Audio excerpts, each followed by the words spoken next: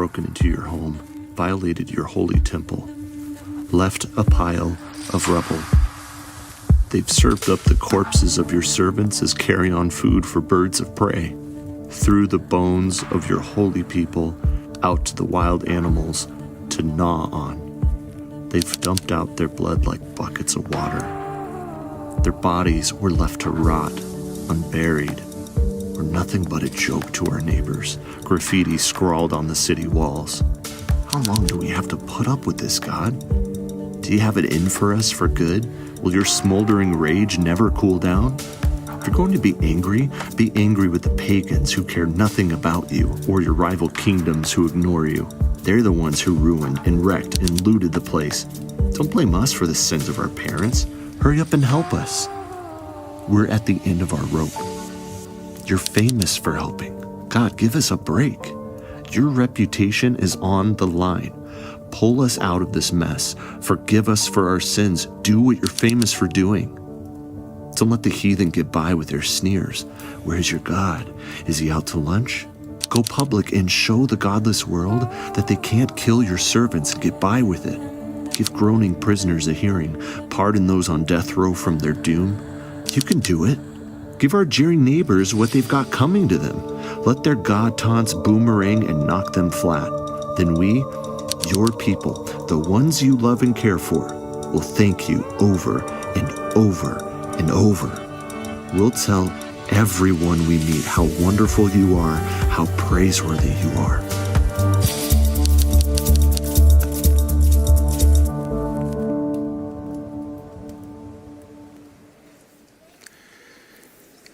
Each week in this series, you've been kind enough to text a response to either a question or a statement.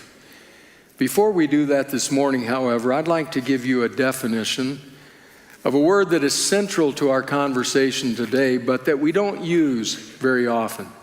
I just want to make sure we're all together on its meaning. The word is lament.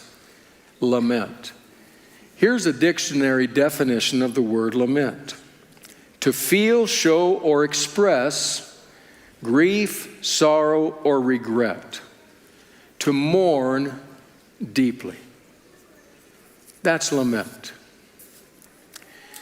So, as the QR code appears on the screen, what I would like to ask you is if you would do this. If you're willing to point your camera at the QR code and follow it to where it leads you, and then respond to this statement. God, today I deeply lament, and then fill in the blank. God, today I deeply lament, and then fill in the blank. Something that is not right with the world, something that is not right with your world. What is it that you brought with you this morning into worship that is a deep lament, a cause for deep mourning? We don't do that very well, do we? When we come to church, we're accustomed to singing worship and praise, and that is as it should be. That's a biblical discipline, to worship and to praise God. But there's another reality that in ancient Israel was also communal, and that was lament. Mourning and grieving over something about the worshiper's world or the community's world. Might interest you to know that if you take the Seventh-day Adventist hymnal and you look up in the topical index, you can find all kinds of themes about which we sing hymns. You can find praise there and worship, adoration. You can find mission there. You can find church there, Jesus Christ, Holy Spirit, God the Father. You can find many different topics and themes about which we sing. But when you look for lament, it's missing. It's not there.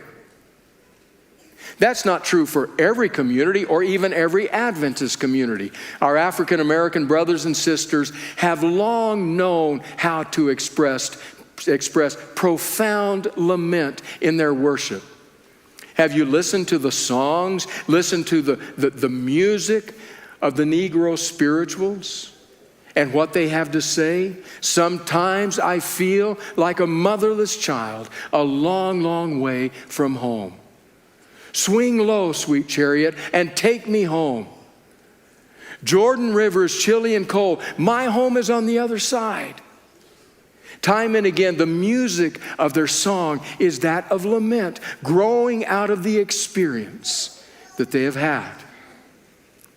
And yet for many of us, we don't lament in such fashion. There isn't a song to express that, which sets us up in an interesting way.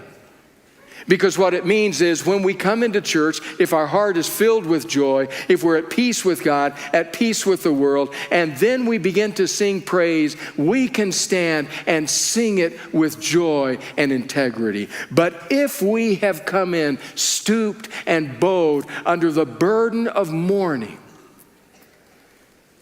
then when it's time to sing, we have a choice. We either just don't sing, or we sing something we don't mean. And so today, as we go through this series, Soundtracks, we're going to consider one of the soundtracks of ancient Israel, the soundtrack of lament.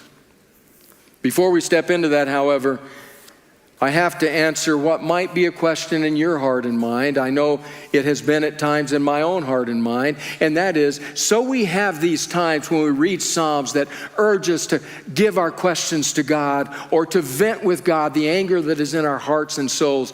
Does it make any difference? I'd like to read to you, with her permission, an email I received this last week. The email comes from Iris Landa. Iris was the wife of the late Paul Landa, esteemed scholar, church historian, faculty member at our sister institution down the road at La Sierra University, who passed away now some years ago. Iris sent me this email this past week. Hi, Randy. Last evening I was with a group of friends who attend LUC, and the subject came up of the sermon series about the Psalms, and especially about the comments after the sermon. They resonated with me in a very personal way. I shared with the group my stories about the Psalms, and several told me I absolutely had to email you. After my husband died in 1997, I had great difficulty reading. But I do have a book entitled Psalms Now by Leslie Brandt. The only Psalms I chose to read were the ones where David cries out to God. Somehow I felt he was the one person who understood my intense grief. Such as Psalm 38. Oh God, I feel as if I were pierced through with a red-hot iron. I am falling apart, broken and spent, wretched and miserable, flat on my face in despair. Or Psalm 69. Oh God, at this time I find myself really up against the wall, at the bottom of the barrel, at the end of my rope. I can't even pray, so deep is my despair. Raise me from the mire of despair, the darkness of depression. Iris writes, one Sabbath afternoon, about 20 months after Paul died, I was feeling lonely, lost, and depressed, and I happened to think about Handel's Messiah, the mighty counselor, the Prince of Peace.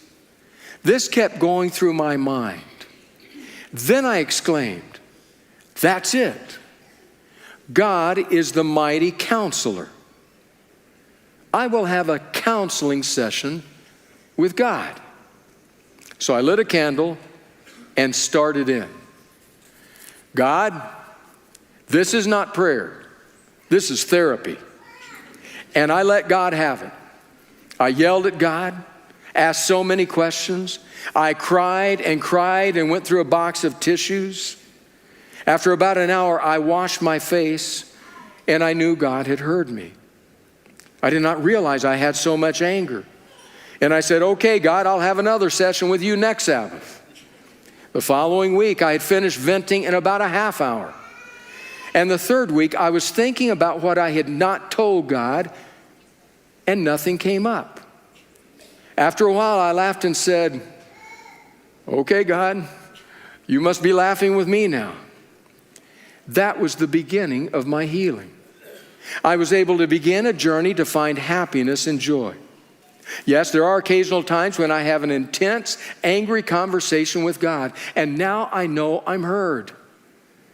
May God grant you wisdom as you continue to speak. Abundant, joyful blessings, Iris Landa. Thank you, Iris. I will confess, as I read your email, I wondered if Asaph wasn't leaning over your shoulder, giving you some directions here and there, because that's straight out of Asaph. We've heard him, haven't we? The first week, Psalm 73, venting his questions toward God. These are my questions. Here's what I'm asking. The next week, Psalm 109, white hot anger, and he's venting it on God. And then this week, we come to lament. We turn to Psalm 79. And one of the first things you'll notice when you turn to Psalm 79 is the byline. It says, a psalm of Asaph. You got questions? Asaph says, ask God. You got anger? Asaph says, vent it to God. You have lament? We're back to Asaph. I'm starting to like Asaph. This is a man with a deeply authentic, honest relationship with God. Now, this psalm has a very specific historical context. We don't always get that with the Psalms.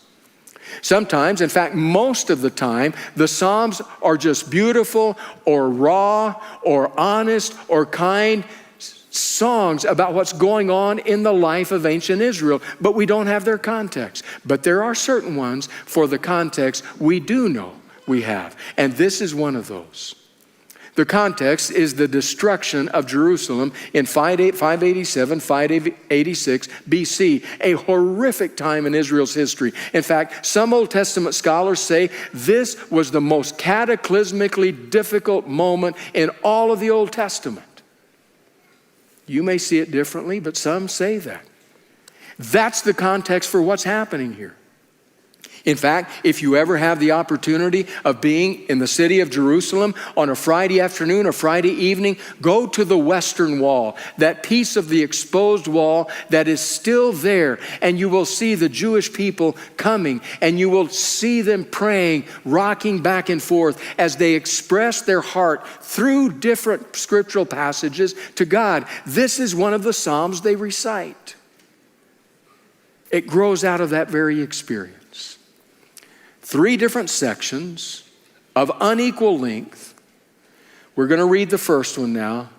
I'll just prepare you.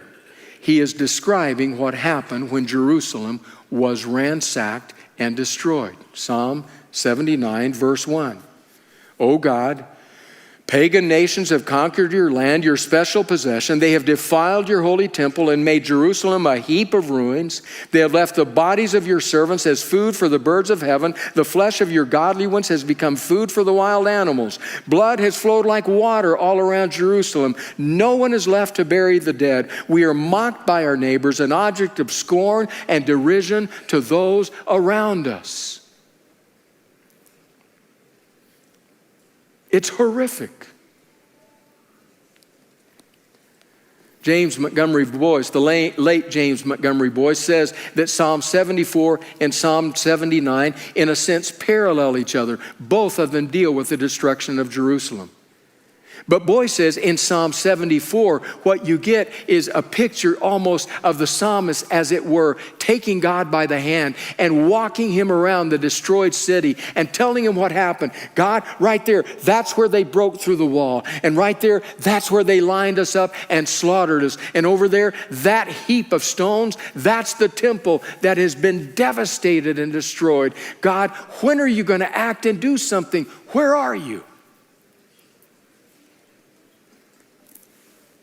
It's very similar in Psalm 79, except that in 74, the focus is primarily on the temple. In 79, the focus is primarily on the people.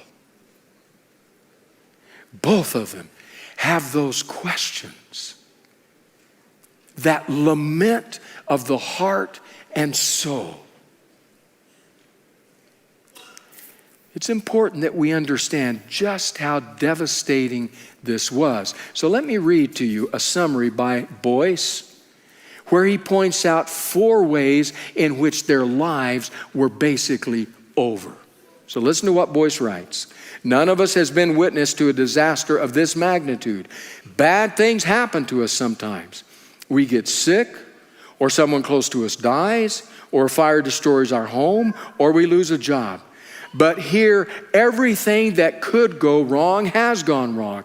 Everything that could possibly be destroyed has been destroyed. The destruction was political because the nation no longer existed. There was no king, no counselors, no people in authority, no army. The destruction was economic because the land was devastated. No one could earn a living. There was no one to buy anything that might be produced. The destruction was social because entire families were wiped out, and there was no one who had not lost a husband, son, father, mother, wife, or children in the conflict. Worst of all, the destruction was religious, for there was no temple, and the worship of God had ceased throughout the land. It was utter cataclysmic destruction. Nothing left. And Asaph, as it were, wanders among the ruins. And there wells up within him a lament. God, what has happened? Now, by recognizing the magnitude of their sorrow, we cannot by that minimize your or my sorrow in the present time. In a grief recovery group I led years ago, somebody made a comment kind of comparing different kind of losses, and one of the members of the group immediately spoke up and said, there can be no comparing of war wounds because grief comes only in one size, and that's extra large. It's too big for all of us. And that is the truth. So that lament you brought in your soul today may be different, but it may be your world. We do have examples of such destruction. The Christian writer Philip Yancey writes of what he saw now about 11 years ago. Shortly after Christmas 2012, he writes, I addressed the New England town of Newtown, Connecticut, a community reeling from the murder of 20 school children and 6 teachers and staff just days prior. An ambulance driver captured the mood in Newtown well. All of us on the Fire and Ambulance Corps volunteers, he told me, we don't train for something like this. Nobody does. And my wife is a teacher at Sandy Hook. She knew all 20 children by name as well as the staff. After hiding out during the carnage, she had to walk past the bodies of her colleagues in the hallway.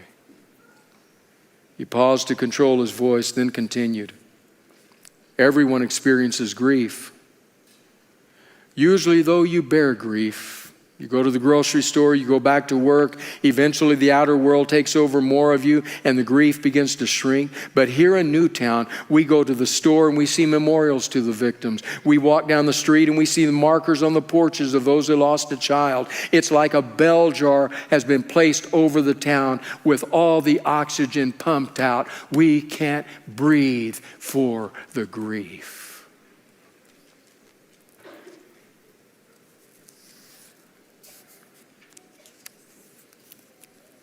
And that's Asaph.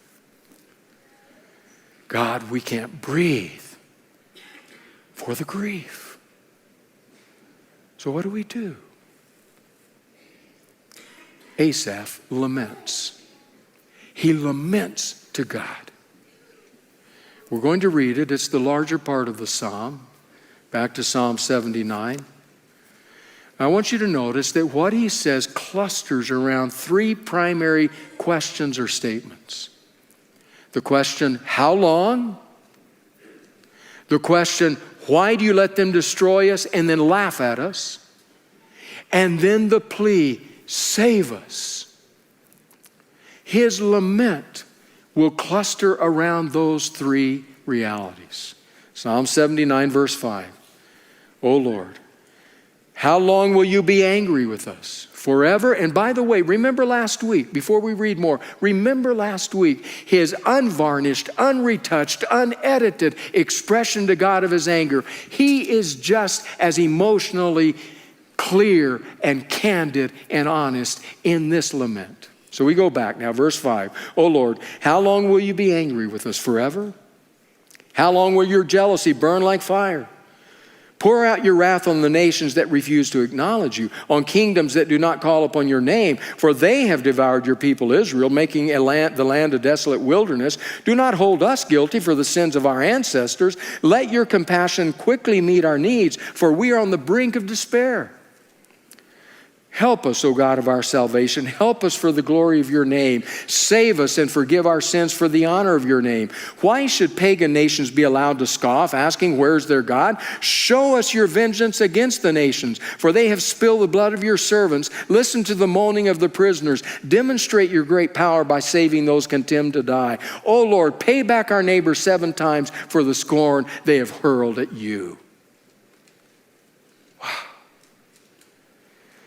You cannot read very far in the Psalms without being profoundly affected by the honesty that these psalmists had in their relationship with God. Here he comes, a psalm of lament, a communal psalm of lament. In fact, one Old Testament scholar, Beth Tanner, calls this a communal cry for help. Can you imagine if we came together in that fashion when we needed to do so? One of my clear memories of our worship in this sanctuary happened the Sabbath after 9/11. 9/11 was on a Tuesday. That's the day we have staff meetings, staff worship planning. We sat down at worship planning and immediately said, we can't do what we were planning to do. We cannot. We can't. And so we sat with tears in our eyes and planned a different service. And I will tell you, as we came together that day, there was in our hearts, there was in our worship, in our music, in our prayers, there was lament, communal lament. There are times when we need that as a community. There are times when we need that as individuals as we come to the worship of God. The question can be, well, why do we do that? God knows everything. God knows it all. Why do we take the time to inform him? I mean, you read Asaph. He's giving the description of what the land looks like, littered with the bodies of maybe his own family. God knows that. Why are you saying that? I came across in preparing the statement of an Old Testament scholar named Jamie Grant. And I thought maybe I can summarize what Grant says, but as I read and reread it, I thought, no, it's said very well. Even though it's 4 paragraphs, I'd like you to hear it in Grant's own words. Here's what Grant writes. Why pray when God already knows what is happening and what we need? Probably every Christian has experienced thoughts along these lines. If God knows everything and sees everything, if God is a caring Father and knows what we need, why should we bring these things to him in prayer? Does he not see, or is he unwilling to respond to our needs? Therein lies the error of our thinking. So much of our practice of prayer is based on, please catch this, an attitude of functionality. Functionality. We pray to get things done. We pray to accomplish something. The end of our prayer is to meet the needs of others, or all too often of ourselves. Prayer is the way to get things done. We have much to learn from Psalm 79 in terms of our attitude in prayer. Imagine coming home from a day at work in which you and 3 of your colleagues had just been fired. You decide not to say anything to your spouse because, after all, there's nothing that he or she can do about it. That same day you wrecked a car, but again, do not talk to your family about what happened. Later that week, you're mugged at knife point, but once more you decide to keep the incident to yourself. The point, of course, is obvious. We talk about things with the people we love. At the end of each and every day, wives and husbands talk with each other about the experiences at work or their day with the kids or what has been happening in the neighborhood. Each and every day, friends chat about everything and nothing. Siblings catch up on what has been going on in their lives, good or bad, and parents endeavor to extract a fuller response than fine to the question of, how was school? Why is it so? The truth of the matter is that people who love each other talk with each other about their lives. Did the psalmist believe that God had been asleep when Jerusalem fell and the temple was destroyed? No. Did he think that perhaps it had slipped God's mind? No. Did he perhaps believe that God was not really very interested in the plight of his people? No. So why remind God of these events? People who love each other talk with each other about the things that are important to them. It is what we do. Prayer is about more than getting things done. It is about relationship with the Father who loves us and whom we love. So we talk about all the stuff in our lives, the big things and the little things. We talk about things as we see them, and we let God shape us to see things from His perspective. We pray as an expression of love, not as a means to an end. That is why we pray even when God already knows. Because we talk to the people we love about the things that are going on in our lives. Good, bad, easy, hard. Reminds me of my favorite statement about prayer from the pen of Ellen White. One sentence. Prayer is the opening of the heart to God as to a friend. So if you experience the destruction of your marriage, do you talk to your friend about it? If you have a great financial reversal, do you share that with your friends? If you get an awful, a devastating diagnosis and aren't sure there's a way forward, do you process that with your friends? That's what Asaph is doing. He is coming before God at the most cataclysmic destruction that his people have ever experienced and saying, God, how long? Why? Save us. It's his lament to God. Honest, candid, unvarnished.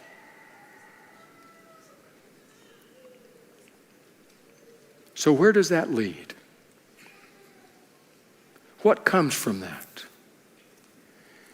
I want to read you the last section, which is really just the last verse of the Psalm, Psalm 79. I want you to remember what has led up to this. A graphic description of what happened. A candid discussion of what's going on in Asaph's and his community's soul. And then this. Then we, your people, the sheep of your pasture, will thank you forever and ever, praising your greatness from generation to generation. I wonder if maybe the most important word is that verse, in that verse, might not be the word then. Then. Not now. Right now, I'm unloading all of this. This is where I am. But in the process of that, apparently Asaph has come to a recognition that this isn't the last word. That the story does not end with his lament, but that now there's a light at the end of the tunnel. That one day, then, that the people, the community, including Asaph, will be able to praise God, to worship God for what God has done. Now, when I read that, I wonder, what is it that gets Asaph to that point? What is it that allows him to have that conviction? And I wonder if we take Psalm 79 and lay it alongside another Old Testament passage, if we might not find the answer. So there is another Old Testament person, we believe it was Jeremiah, who also wrote about this same event, the destruction of Jerusalem. He too laments. In fact, his laments are so powerful and so profound and so long that it's like Psalm 79 on steroids. His lament, in fact, make up an entire book called Lamentations. Lamenting is so biblical, we even have a book named after it, Lamentations. And there in that book, if you read what Jeremiah says, you will never accuse Jeremiah of being a starry-eyed idealist. You will never accuse him of being in denial. Jeremiah understands and knows and recognizes the utter devastation that has occurred and the pain, the searing pain that he and his people experience. And yet, in spite of all that, right at the heart of Lamentations is a passage. Right at the heart. There's lament leading up to it. There's lament moving away from it. But right at the heart is something that continues to sustain Jeremiah and I believe continues to sustain Asaph as they face the very same event. Here's the passage. Lamentations chapter 3, verse 19. The thought of my suffering and homelessness is bitter beyond words. I will never forget this awful time as I grieve over my loss. Yet I still dare to hope when I remember this. The faithful love of the Lord never ends. His mercies never cease. Great is his faithfulness. His mercies begin afresh each morning. I say to myself, the Lord is my inheritance, therefore I will hope in him. The Lord is good to those who depend on him, to those who search for him. So it is good to wait quietly for salvation from the Lord. Wow. So you have Asaph saying, the day will come, then we will worship God together. And you have Jeremiah saying, in the midst of everything that has happened, there's one thing to which I cling. One thing I confess. Great is thy faithfulness, O God my Father. There is no shadow of turning with you. Thou changest not, thy compassions, they fail not. Great is thy faithfulness, Lord, unto me.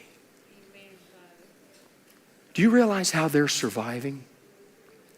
They're surviving because they hold two realities in tension with each other. On the one hand is the reality of their lament, of their suffering. They don't duck around it. They don't hide from it. They don't sugarcoat it. They are candid and true and honest and real. This is my lament, God. This is where I am. But on the other hand, they have the faithfulness of God. The fact that they have that hope that says the day will come when it will be set right, when God's faithfulness will be shown. And they hold those two realities in tension. You realize if you drop one of those, you're in trouble, right? If you drop your lament, then you come with a plastic smile on your face and sing praises you don't mean. So you have to hold on to that. But if you drop the faithfulness of God, then you descend into a darkness in which there is no light. So Asaph and Jeremiah hold the two in tension. Both are true. I have profound lament, God, and here it is. And I can do that, God, because you are faithful. And one day, then, according to Asaph, one day we will fully know your faithfulness.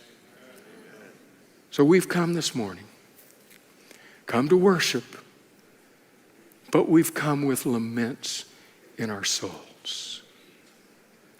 As the music plays, I want us all to look at the screen and get a feel for the laments of the worshipers with whom we worship.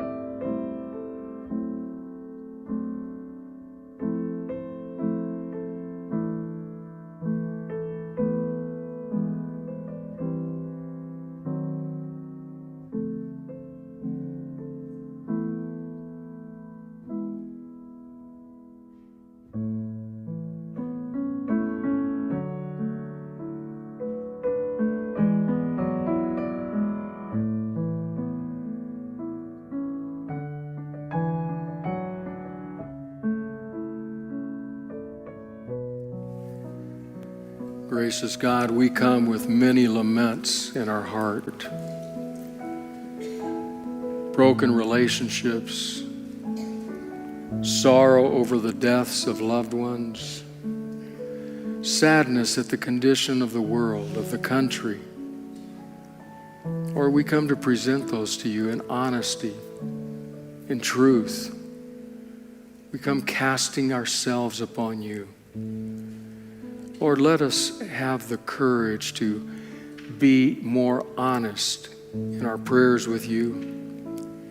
And then, Lord, give us a deeper faith to see, to understand, and to hold to your faithfulness.